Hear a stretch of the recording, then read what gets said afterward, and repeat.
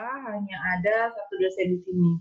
Nah, di rekayasa gempa ini saya akan menjelaskan dulu sedikit kontrak kuliah ya yang perlu kita ketahui bersama.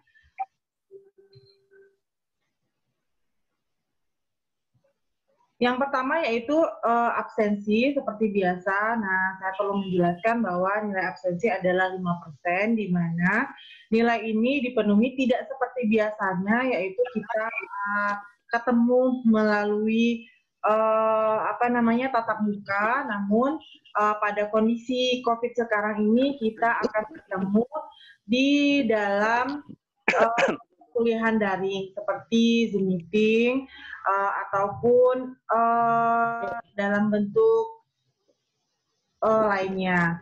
Nah, untuk absensi silakan Anda isi nanti di blended learning. Nah, setelah perkuliahan saya akan buka pokoknya sampai batas waktunya jam 12 malam. Kalau Anda punya kesempatan silakan isi absennya nanti. Kemudian yang kedua, kalau saya Zoom meeting seperti sekarang ini, nanti di tengah ataupun di akhir saya akan ambil screenshot untuk mahasiswa yang sudah hadir. Jadi saya screenshot, mohon diaktifkan nanti layarnya dengan wajah masing-masing, sehingga saya tahu Anda mengikuti perkuliahan, tidak hanya ditinggalkan saja laptopnya. Nah, gitu ya. Karena pengalaman-pengalaman sebelumnya sering terjadi seperti itu, ikut Zoom meeting, diaktifkan Zoom-nya, tapi pesertanya entah kemana, melakukan kegiatan yang lain. Oke? Nah, kemudian, tapi tidak terlalu kaku, artinya kalau Anda mau ke belakang atau kemana ya silahkan Anda nonaktifkan dulu. Kemudian jika nanti penjelasan terlalu berisik, mohon di-mute-kan, tapi kalau tidak berisik dan Anda ingin bertanya silahkan di-unmute-kan di meeting kita.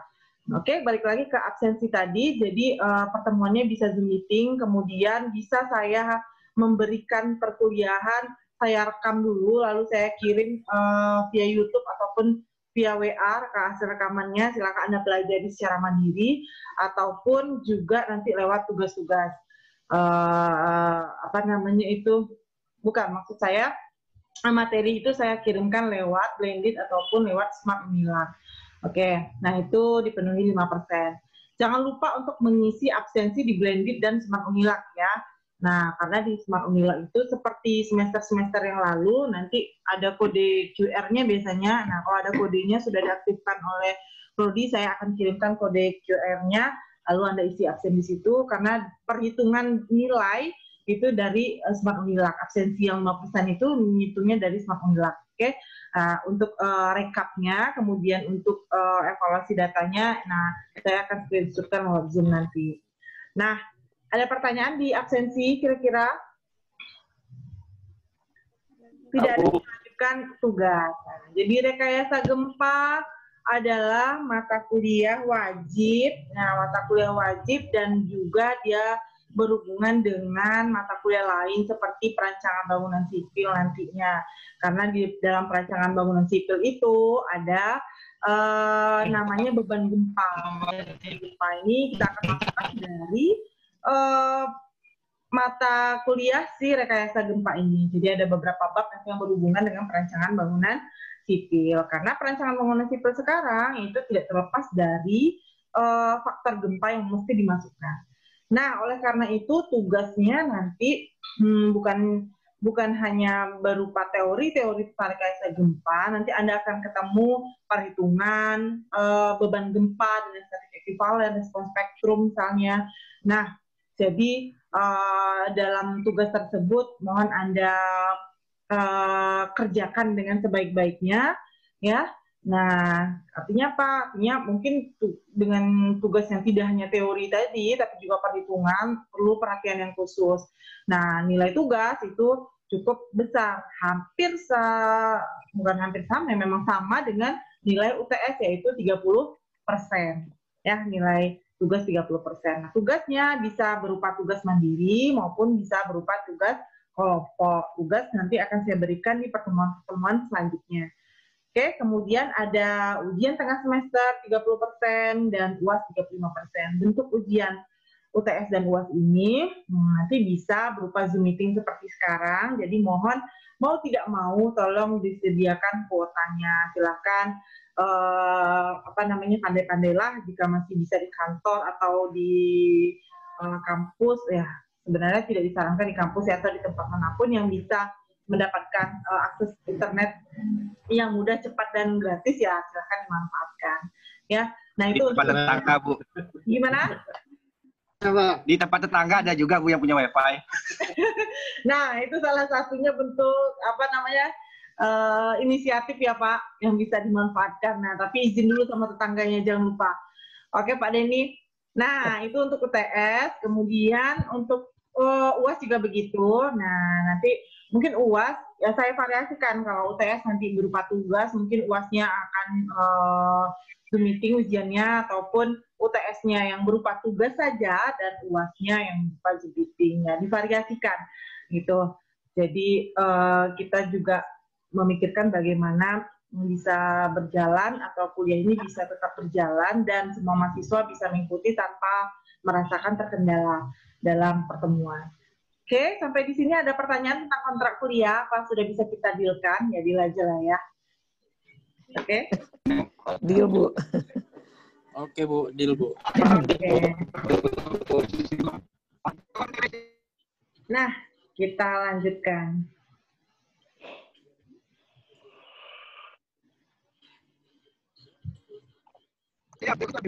Gempa, kita semua mengenal gempa karena kita mungkin merasakan sendiri pada saat fenomena itu terjadi ataupun kita melihat di berita-berita di televisi. Nah, gempa ini sebenarnya apa? Nah, mungkin kita juga sudah merasakan dan sebenarnya sudah mengetahui juga pengertian dari gempa ini ya. Nah, gempa ini kita ketahui bukanlah dibuat-buat oleh manusia. Nah, kemudian dia juga terjadinya tiba-tiba, gitu ya. Nah, jadi gempa tidak dibuat oleh manusia, artinya dia merupakan fenomena alam. Nah, fenomena alam terjadinya tidak bisa dikendalikan seperti itu dan tidak bisa juga kita hindari. Nah, jadi kemunculan peristiwa gempa ini sebenarnya karena dia fenomena alam tadi, dia sangat sulit diprediksi secara akurat. Ya, diprediksinya apa? Diprediksi kapan dia akan hadir, atau kapan terjadinya, kemudian kapan dia akan berhenti, seberapa besar kekuatan gempa itu muncul. Nah, itu sangat sulit diprediksi secara akurat. Namun begitu, perkembangan teknologi pada saat ini, kemudian berbagai ilmu pengetahuan yang terkait dengannya seperti geologi, geofisika, ya termasuk juga kita teknik sipil itu selalu memperbaharui ilmu memprediksi ini sehingga semakin lama semakin bisa mendekati keakuratan. Oke. Nah, saya akan lebih saya akan lebih detail lagi menjelaskannya nanti perkembangan teknologi tentang gempa ini. Nah, kemudian gempa kita kenal merupakan bencana yang paling besar di Indonesia. Ya, bencana paling besar di Indonesia. Kenapa? Karena risiko yang ditimbulkannya. Jadi bisa mengakibatkan apa? Antara lain seperti yang Anda lihat, infrastruktur umum itu bisa rusak, jembatan, jalan raya itu bisa rusak. Kemudian juga rumah-rumah penduduk, ya. Nah, itu bisa seketika saja hancur, gitu ya. Kemudian fasilitas-fasilitas umum seperti masjid dan lain sebagainya itu juga bisa tidak terkendali lagi kerusakannya, seperti itu. Nah, jadi oleh karena resiko yang ditimbulkannya itu sangatlah besar, maka kita perlu mempelajarinya lebih lanjut lagi. Apalagi si gempa ini sangat berkaitan erat dengan infrastruktur yang dibangun. Artinya apa? Nah, kalau kita membangun suatu infrastruktur ataupun suatu gedung kah, ya, suatu jembatan kah. Nah, itu tidak bisa terlepas dari beban gempa yang perlu kita prediksikan dari awal. Nah, oleh karena itu, di bidang kita teknik sipil ini, kita wajib mempelajari gempa. Nah, dalam hal ini, gempa ini adalah sebagai beban pada suatu struktur yang akan kita bangun. Nah, disitulah pentingnya kita mempelajari gempa pada bidang teknik sipil. Sebenarnya sebanyak bidang ilmu yang lain juga mempelajari gempa, tapi fokus mereka beda-beda. Misalnya untuk geologi, gempa mereka pelajari untuk mengetahui pergerakan dari tanah tersebut. Kemudian mereka mempelajari gempa tersebut, misalnya untuk bisa mengetahui sifat-sifat dari masing-masing lokasi dari tanah tersebut, sehingga bisa dijadikan sebagai data yang valid untuk bidang-bidang yang lainnya seperti bidang kita teknik sipil dalam hal perencanaan atau perancangan bangunan. Oke? Nah, kita lanjutkan apa saja yang akan kita pelajari pada rekayasa gempa yang diharapkan nantinya mahasiswa itu bisa memahami teknik gempa dan fenomena gempa. Kemudian mahasiswa bisa mampu memahami apa itu skala dan ukuran dari gempa. Salah tulis gempa.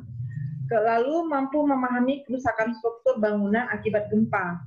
Jadi ada beberapa tipe kerusakan, ya, misalnya kerusakan kecil, kerusakan sedang, kerusakan besar atau parah, ya, pada struktur bangunan yang harus diidentifikasi nantinya sehingga kita bisa menentukan perbaikan yang tepat.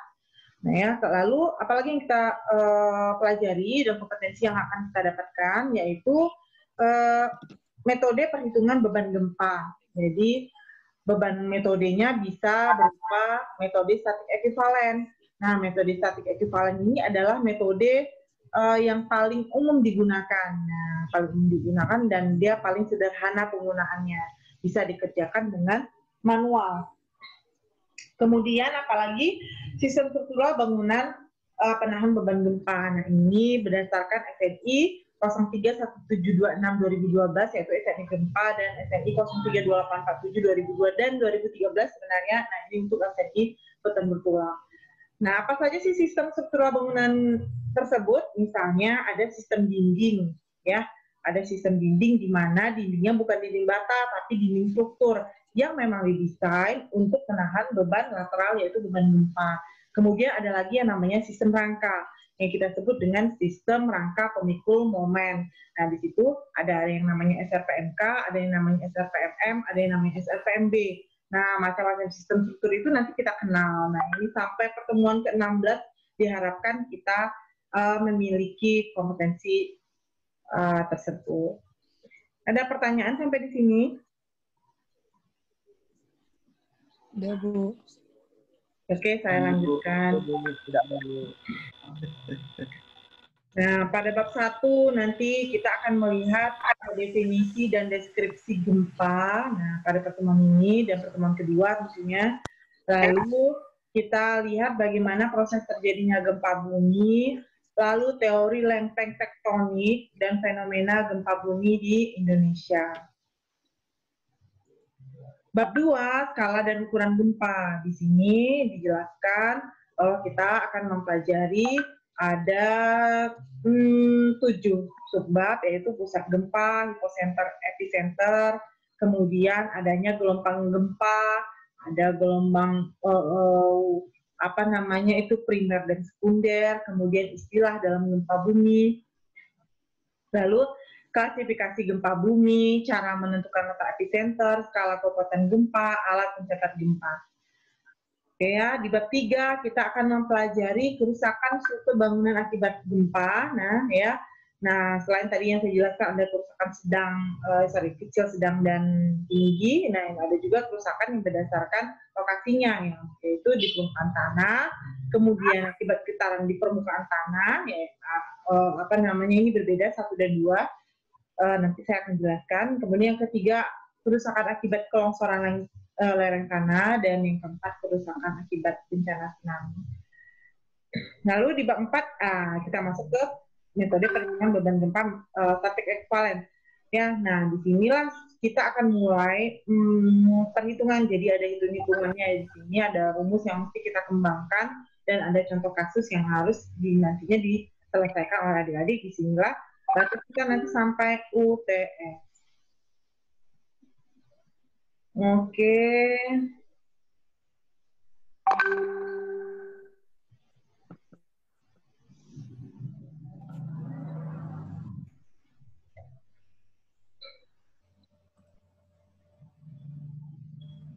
Bab 5 ini kita akan mempelajari sistem struktural bangunan tinggi. Ya, bagaimana sih prinsip perancangan sistem struktural yang tahan gempa? Kemudian sistem struktur bangunan tahan gempa tadi terdiri dari apa saja? Misalnya sistem struktur dinding geser dan sistem struktur rangka pemikul momen. Ya. Jadi perlu kita ketahui bahwa yang diharapkan itu kita bisa merencanakan atau nantinya desain bangunan kita itu, baik jembatan kah, baik gedung kah, itu adalah bangunan yang tahan terhadap gempa, ya, bukan bangunan yang kuat terhadap gempa. Apa bedanya tahan atau kuat tadi? Nah, kalau disebut tahan gempa, kalau disebut kuat gempa dulu ya, kuat gempa artinya seberapa besar pun gempa yang terjadi, itu bangunan tidak akan roboh atau tidak akan runtuh. Nah ya, kemudian kalau tahan gempa ya, bukan berarti bangunan tersebut tidak bisa roboh, namun bangunan tersebut bisa saja roboh atau runtuh pada saat tertentu di mana ya manusia ataupun benda-benda lain yang penting itu sudah bisa terselamatkan atau bisa dikeluarkan dari bangunan tersebut. Nah, jadi kalau kita membuat bangunan yang kuat terhadap gempa itu mustahil, tapi kalau kita membuat bangunan yang tahan gempa, nah itu bisa kita sesuaikan dengan resiko gempa yang terjadi. Oke. Sekarang kita lihat asal-usulnya atau kenapa sih bisa terjadinya gempa gitu ya. Apalagi di Indonesia kita sering merasakan terjadinya gempa, betul? Sering nggak kita mendengarkan terjadi gempa di berita-berita? Sering ya, sering sekali kita sering. Gempa. Nah, kenapa sayang?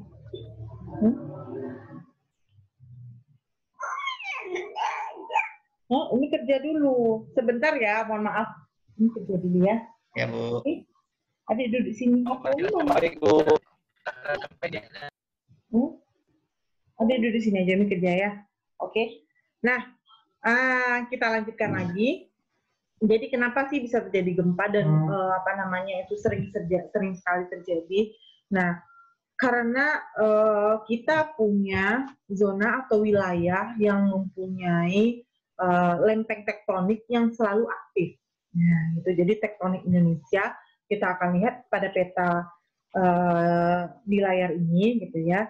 Jadi Indonesia itu berada pada pertemuan 4 lempeng yang aktif. Jadi sebenarnya bumi kita ini terdiri dari lempeng-lempeng. Nah, itu tentu saja sudah kita ketahui lah ya di pelajaran kita terdahulu bahwa bumi ini terdiri dari lempeng-lempeng. Nah, ternyata kita di Indonesia ini kebagian ya pertemuan lempeng-lempeng yang aktif. Lempeng apa saja itu? Nah, kalau Anda lihat di layar itu ada lempeng Indo-Australia, ya, kemudian ada lempeng Philippine Plate, itu lempeng Filipina, kemudian ada lempeng Pasifik, ya, kemudian sebenarnya ada lagi lempeng Eurasia. Nah, lempeng Eurasia. Jadi ini merupakan lempeng-lempeng yang aktif yang membuat pertemuan lempeng tersebut yang selalu bergerak itu membuat terjadinya gempa. Di Indonesia menempati zona tektonik yang sangat aktif karena 3 lempeng besar. Nah, 3 lempeng besar ini ya antara lain adalah Pasifik, Filipina, Indo-Australia, satu lagi ada Eurasia, ya kan? Nah, serta lempeng-lempeng kecil lainnya yang saling bertemu di wilayah Indonesia. Zona tektonik tersebut membentuk jalur-jalur pertemuan lempeng yang kompleks. Keberadaan interaksi ini antar lempeng menempatkan Indonesia sebagai wilayah yang sangat rawan terhadap gempa. Ya, bagaimana penjelasannya? Nah, kalau Anda lihat pada peta ini di bawah itu ada Indo-Australia Plate. Nah, ini plate ini selalu bergerak. Nah, bergerak kemudian dia akan bertemu dengan di bagian bawah ini ada lempeng lainnya.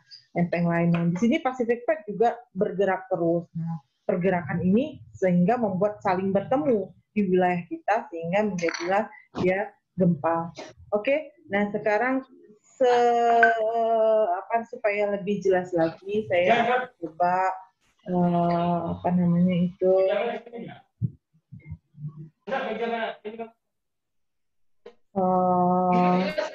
saya akan lihatkan suatu video.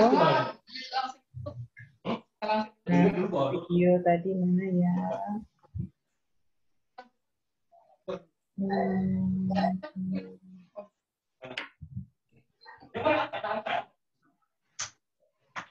Videonya mana ya ini? Nah, kita akan lihat bagaimana sih lempeng tektonik itu bergerak hingga terjadi gempa bumi.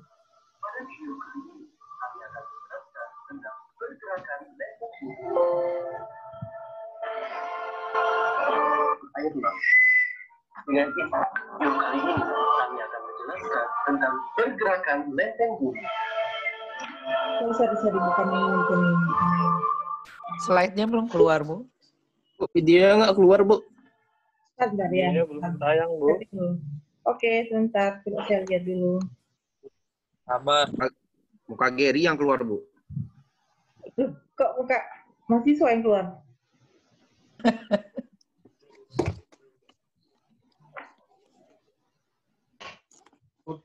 Wah, muka Mami sekarang nih. Bukan.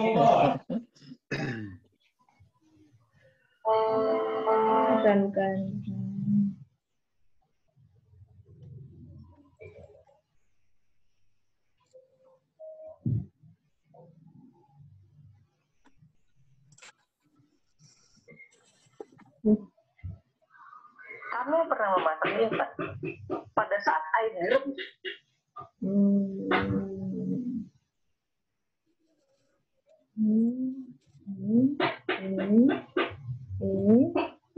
Kalau sekarang bisa lihat nggak ya? Udah, Bu. Panas yang berada di bagian bawah panci. Udah bisa, Bu. Nggak bisa, Bu. Belum, Bu. Belum keluar. Oke, silakan didengarkan. Konveksi yang menghasilkan adanya puing-puing yang bergerak ke atas. Dan hasilnya, nih kamu akan bergerak ke sana kemari. Apa yang dialami oleh mie instan ini sama seperti apa yang dialami oleh lempeng bumi yang sekarang kita sebut dengan teori tektonik lempeng. Ya, ternyata bumi yang kita pijak ini selalu bergerak akibat adanya arus konveksi pada mantel luar bumi. Dan fenomena ini berkaitan dengan banyaknya gunung api dan gempa bumi di Indonesia. Menurut data dari Pusat Vulkanologi dan Mitigasi Bencana Geologi, Indonesia memiliki 127 gunung api aktif, meski hanya 69 yang terpantau dengan peralatan seismik yang memenuhi standar. Jumlah ini menjadikan Indonesia sebagai negara dengan jumlah gunung api aktif terbanyak sekaligus paling mematikan di dunia. Kembali ke pergerakan lempeng bumi yang bergerak ke sana kemari. Ada 3 jenis pergerakannya. Ada yang membuat lempeng bumi saling berpapasan, bergerak ke samping lempeng bumi di sebelahnya. Ada yang membuat lempeng bumi bergerak saling menjauh. Nah, karena ada gerakan yang membuat lempeng saling menjauh, maka demi menjaga kesetimbangan harus ada juga gerakan ketiga, yakni ketika lempeng bumi harus saling mendekat dan bertubuhkan. Pada saat kedua lempeng bertubuhkan, ada lempeng samudra yang bergerak ke bawah lempeng benua, karena berat jenis dari lempeng samudra lebih besar daripada berat jenis lempeng benua. Fenomena ini disebut sebagai subduksi atau penunjaman. Karena penunjaman ini, lempeng-lempeng saling bergesekan. Gesekan ini menghasilkan temperatur dan tekanan yang sangat tinggi, sehingga pada titik tertentu mereka akan meleleh. Lelehan yang disebut magma ini memiliki massa jenis yang lebih rendah daripada batuan padat di sekelilingnya, dan berkat gaya api, magma akan naik ke atas.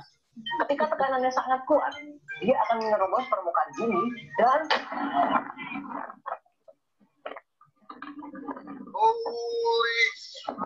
Rangkaian proses inilah yang menyebabkan terjadinya gunung api yang siap meletus kapan saja.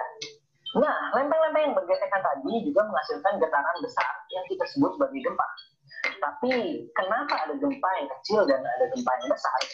Kecil besarnya gempa ditentukan oleh epicentrum atau titik lokasi gempa.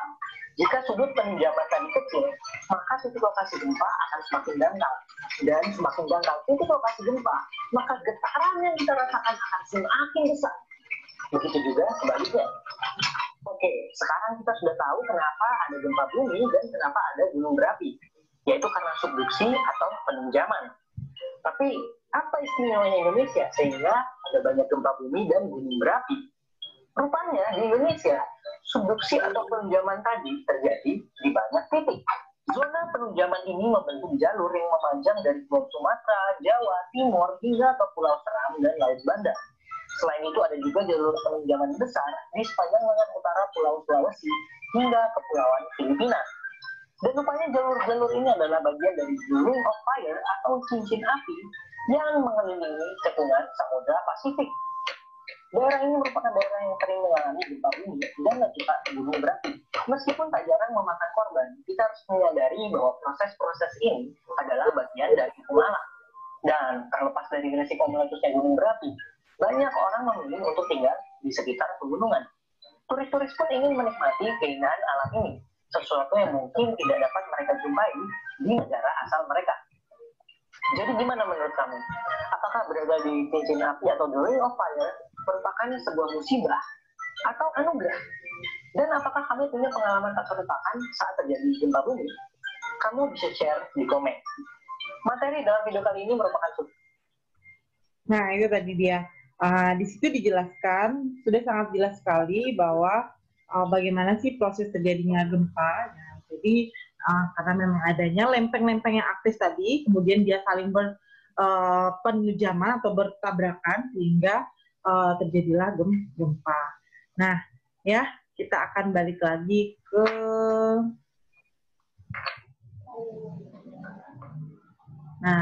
sini. Oke. Jadi, jadi tadi kita sudah mengetahui gimana sih terjadinya gempa tersebut, gitu ya. Nah, kemudian kita mengetahui bahwa ternyata Indonesia ini adalah menjadi negara yang diberi sebutan Ring of Fire, jadi cincin api. Kalau Anda lihat di cincin apinya, halo? Ada Bu? Ya, bisa dengar dengan jelas kan? Bisa Bu. Jelas Bu. Bisa Bu.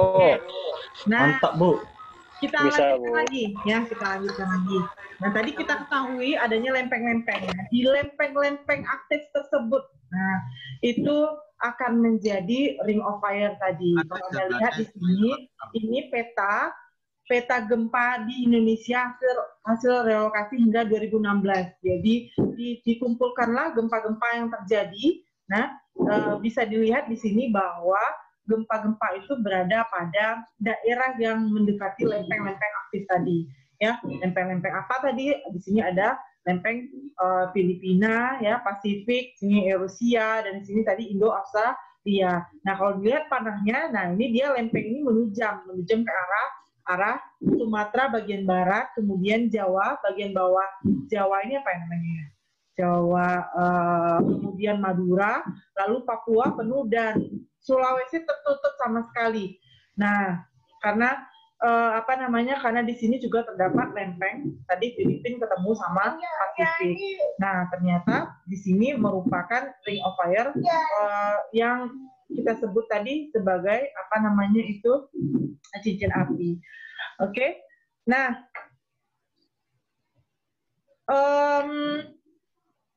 kita lihat kalau kita petakan bahwa kita akan mengetahui mulai dari barat Indonesia sampai timur Indonesia hampir seluruhnya merupakan daerah atau zona gempa. Hanya beberapa daerah aman saja pada saat ini dicatat bahwa pada saat ini daerah aman itu apa? Seperti Sumatera bagian timur. Apa Sumatera bagian timur? Di antaranya adalah kita yang berada di Riau sekarang ini. Nah, ini Sumatera bagian timur dan tengah. Kemudian daerah yang aman adalah Kalimantan. Di sini titik gempanya sangat sedikit sekali, tapi berbeda dengan daerah lain seperti Sulawesi, Papua, Sumatera Barat, dan ya. Itu suara apa? Ada yang bertanya?